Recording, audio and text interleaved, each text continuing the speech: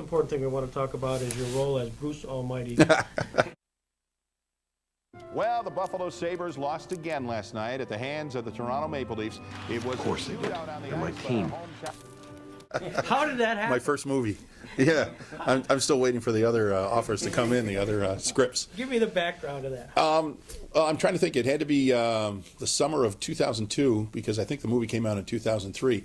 I got a call from the promotions director at Channel 7, and I knew the movie was, there was talk that the movie was out there. There was going to be a Jim Carrey movie that dealt with Channel 7. And he said the producer wants a small snippet of a sportscast. He said, and I was actually working in Rochester at Bill's camp. It had to be August of 2002, and he said, can you come back to the studio tonight? And I said, okay. So I drove back and sat down in the studio. They had one line to read. It was, well, the Sabres lost again last night, and that was it. And we did it 3 or 4 different ways. They recorded it on videotape and sent it out west to the producers. So I never really got involved in the shooting of the movie. I never met Jim Carrey or Jennifer Aniston, even though I tried to meet her.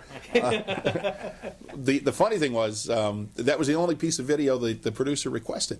But all my coworkers at Channel 7, Keith Radford, Susan Banks, Mike Randall in particular, said, well, we'll do video snips too. So they all recorded little snippets of video and put it on the same tape. And the only one they used was me for whatever reason. I don't know why they only used me, but they were upset. The others were upset that they didn't get used.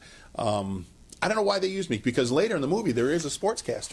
You know, they had a actor playing a sportscaster, but I don't know if it added authenticity to it or not. But it was great, and the best part about it was it was a pretty big movie in 2003. I think it was the second or third highest grossing film of 2003.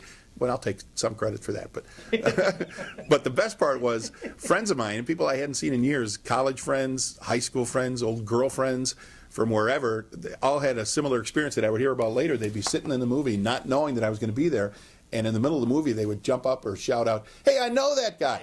And everybody in the movie would say, "Shh, shh, shh." I mean, I probably heard that from a dozen different people from all over the country. They were all like, "Hey, I know John Murphy," you know, and everybody was like, "Shut up, shut up." So that was the best part, to hear from people that I haven't heard from in years.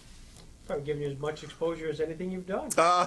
It's a great little story. Yeah. It was a good movie. Again, I'm still waiting for more scripts to come in. I'm open. You know, my calendar is open. I'm ready to work with Jim. I can't believe, you know, I don't know if you noticed that the sequel, Evan Almighty, was not quite as successful as Bruce Almighty. So, and I was missing from the sequel. So maybe there's something to be said. James Bond film. Yeah, I can do James Bond. Yeah, sure.